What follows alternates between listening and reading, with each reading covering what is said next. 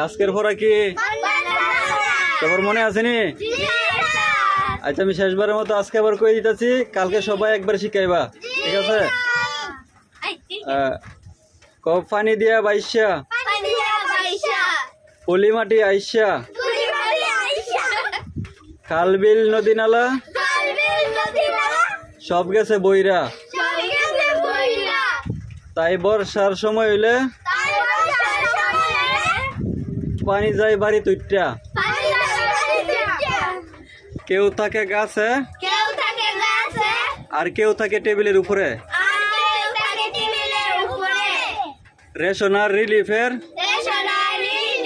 আশা থাকে বৈশা, তাই প্রতিকারের লাগিয়া ড্রেজার একখানা আইনা খালবিল নদী নালা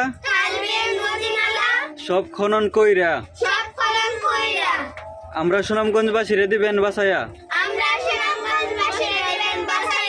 জয় বাংলা।